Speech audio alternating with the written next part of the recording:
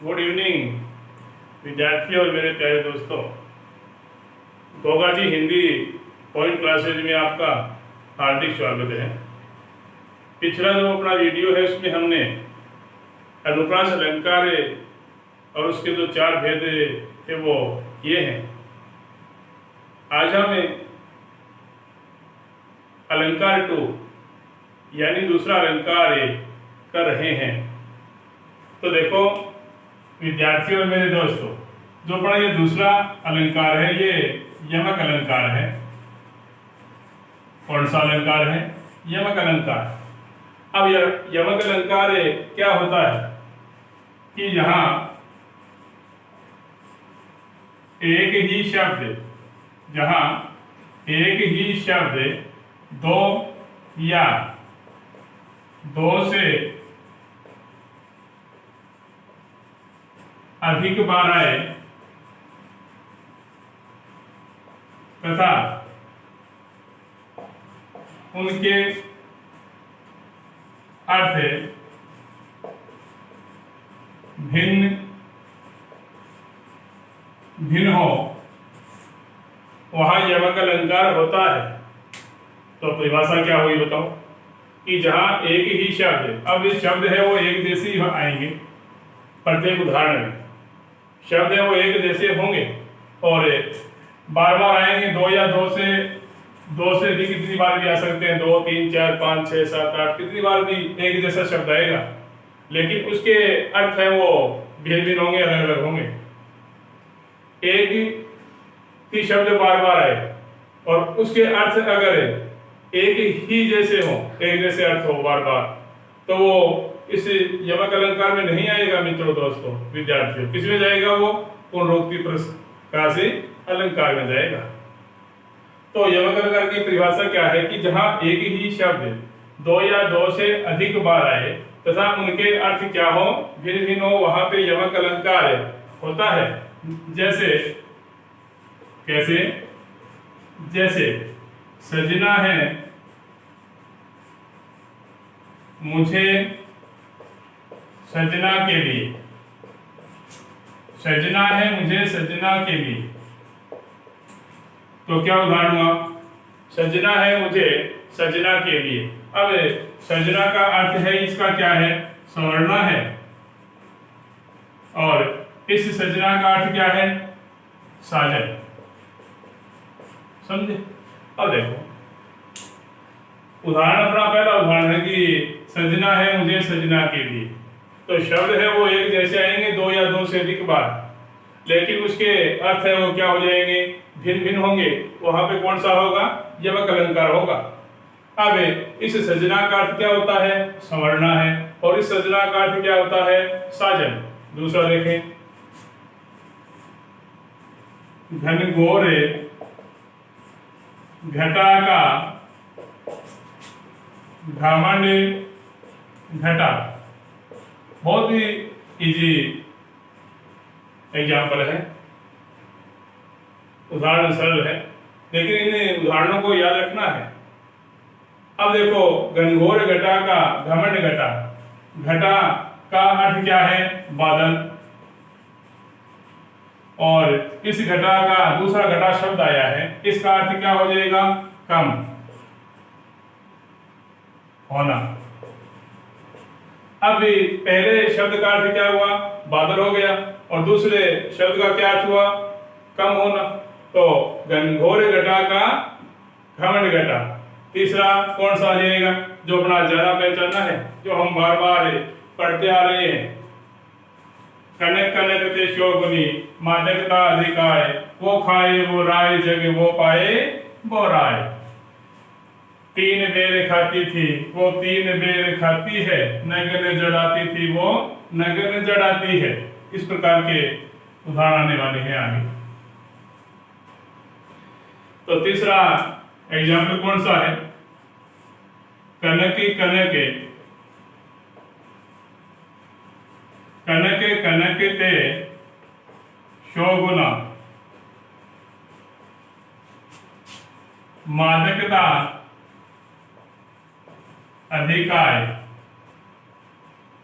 अब देखो कनक कनकते शोभुना मादकता अधिकार। अब इस कनक का अर्थ क्या हो जाएगा? सोना, स्वर्ण हो जाएगा। और इस कनक का अर्थ क्या हो जाएगा? धतूरा। सीधी सी बात है कि व्यक्ति को यह जो सोना है, धातु का बना हुआ जो सोना होता है, स्वर्ण होता है, और उसको पाने के बाद में व्यक्ति को क्या हो जाता है? नशा हो जाता है। अब ये धतूरा खाने से, ये भी एक मादक पदार्थ है धतूरा, लेकिन इस धतूरा को खाने से इतना नशा नहीं होता है जितना इस सोने को पाने से व्यक्ति को हो जाता है। उसके बाद में देखो, 3 बेर खाती थी वो 3 बेर खाती है, नगने जड़ाती थी वो नगने जड़ाती है। उसके बाद में चौथा, बसन देहु हमें, बसन देहु हम ब्रज में, बसन देहु ब्रज में हमें, बसन देहु ब्रजराज। ये अपना नेक्स्ट है। तो इसमें क्या बताया गया है कि बसन का मतलब क्या होता है? बसन यानी वस्त्र, और इस वसन का अर्थ क्या आ जाएगा? रहना। इस प्रकार से देखो, बसन देहु ब्रज में हमें, बसन देहु ब्रजराज। क्या बताया गया है कि वसन का अर्थ क्या है? वस्त्र है, और इस वसन का क्या अर्थ है? रहना है। तो जहां एक जैसा शब्द बार बार आए, 2 से अधिक कितनी बार भी आए, और वहां पर अर्थ क्या हो? भिन्न हो, भिन्न भिन्न हो, वहां में कौन सा अलंकार होता है? यमक अलंकार। आगे देखो, 5वां, या मुरली, या मुरली मुरलीधर की अधरा में धरी, अधरा न धरोगी। क्या बताया गया बताओ? कि या मुरली मुरलीधर की अधरा न धरी, अधरा न धरोगी। क्या बताया गया इसके अंदर? कि अब देखो, इसमें 2 तरह की चीजें हैं। जैसे अपने आगे अलंकार आने वाले हैं, सलेश है, उत्प्रेक्षा है, उपमा है, उपक है, रूपक है। और उसमें क्या आएगा? इसमें 2 तरह की चीजें आएंगी। एक तो भंग होगा टाइप, उसके जो प्रकार हो जाएंगे, और एक भंग होगा। भंग यानी नहीं, उपसर्ग है, अर्थ क्या होता है? नहीं होता है।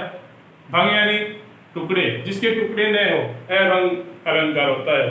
और भंग जिसके टुकड़े हों, टुकड़े सहित जिसके टुकड़े, वो भंग। अब भंग भंग चलेंगे आगे। अब इसके अंदर ये अभंग और सभंग है, लेकिन इसलिए हमें क्या करना है? देखो, ध्यान देना है। क्या हमें ये ध्यान देना है कि एक शब्द आ गया पूरा, ये पूरा आ गया, और उसी प्रकार से उसके आगे या उसके पीछे क्या होगा? उसका आधा शब्द आ जाएगा, टुकड़े हुए शब्द आ जाएंगे।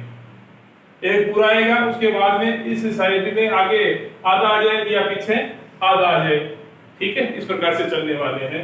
तो वहां पे कौन सा होगा? यमक अलंकार। या मुरली मुरलीधर की अधरा न धरी, अधरा न धरोगी।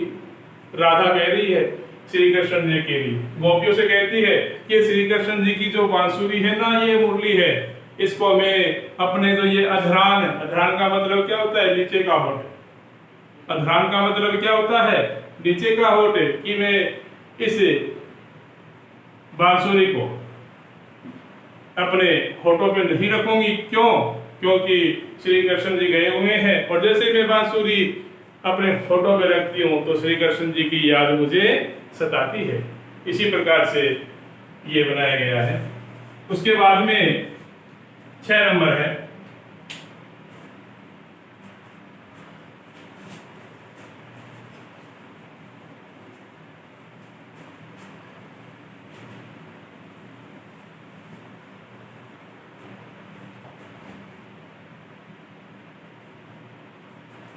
तो देखो विद्यार्थियों और मेरे प्यारे दोस्तों, छठा कौन सा है? सारंग ले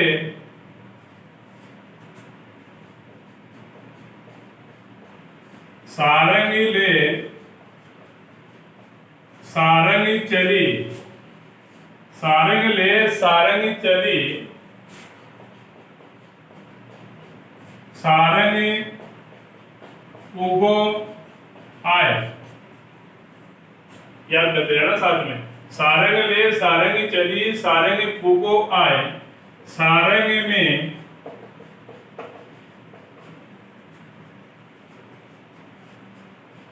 सारंग धरो,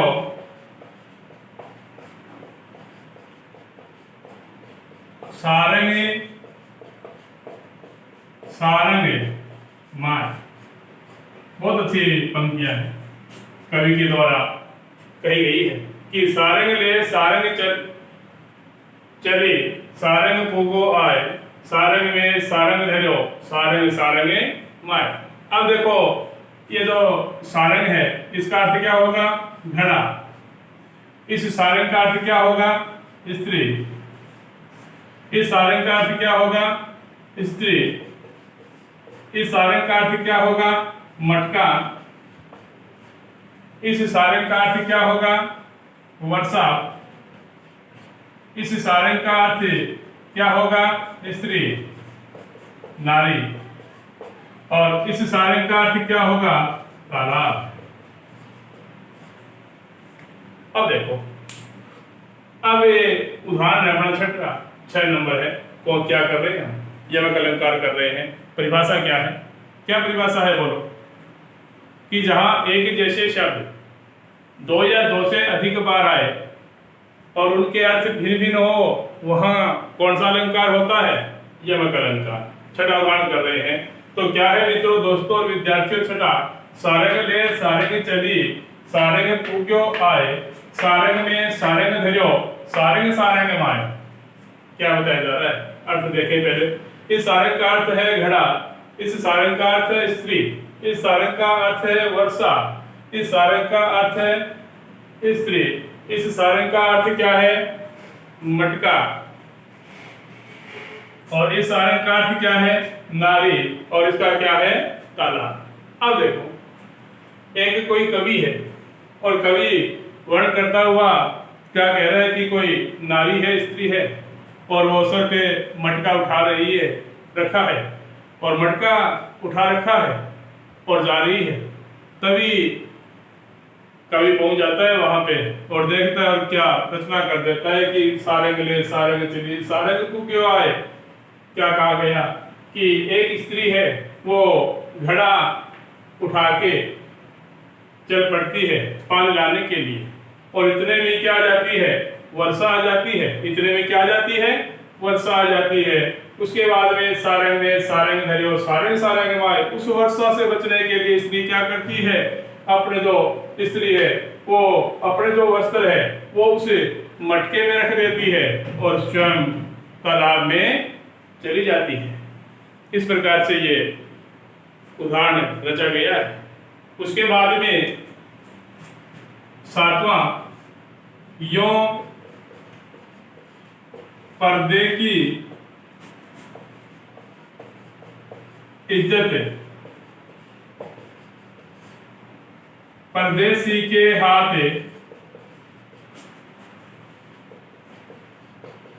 बिकानी थी। समझे? पहले बताया गया कि एक शब्द पूरा आएगा, उसके आगे या पीछे उस शब्द के टुकड़े हुए आएंगे। एवं सेवन है वो इसमें यमक में नहीं करते हम, आगे सलेस में होगा, उत्प्रेक्षा में, रूपक में। इस प्रकार से आने वाले अलंकार है उसमें एवं सेवन होंगे, वो करेंगे हम। लेकिन इसमें क्या विशेषता है कि कोई शब्द है वो पूरा आएगा और उसके बाद में कोई आगे या पीछे, दाएं या बाएं कोई शब्द आए टूटा हुआ टुकड़ों के रूप में, तो कौन सा होगा? यमक अलंकार। यो पर्दे की इज्जत परदेसी के हाथ बिकानी थी। तो यहाँ पे देखो पर्दे आ गया, यहाँ पे क्या आ गया? सी लग गया, परदेसी हो गया। तो इस प्रकार से ये अपने यमक अलंकार थे। तो ये हमने आज यमक अलंकार किया है दोस्तों विद्यार्थियों। ये उदाहरण याद रखने हैं, शब्दार्थ याद न हो लेकिन उदाहरण हमें याद रखने हैं। ये उदाहरण तो इम्पोर्टेंट है, आ भी सकते हैं और नहीं भी आ सकते, लेकिन हमें इस प्रकार से अगर हम 6, 7, 8, 10 उदाहरण अगर तैयार करते हैं ना, तो हम किसी भी उदाहरण को देखकर हम अपना उत्तर निकाल सकते हैं। इसलिए आप ज़्यादा से ज़्यादा चैनल को देखते रहिए, हिंदी का आनंद लेते रहिए। आगे बहुत बड़े बड़े कंपटीशन आने वाले हैं। ये कोरोना महामारी है, ये थोड़े दिन की है, और उसके बाद में BSTC और परीडीएट इनके एग्जाम में कुछ दिनों के बाद में आने वाले हैं। तो ये हिंदी आपके काम की चीज़ है, और ज़्यादा से ज़्यादा इस चैनल को सब्सक्राइब करें और शेयर करें। जय गोगा जी महाराज।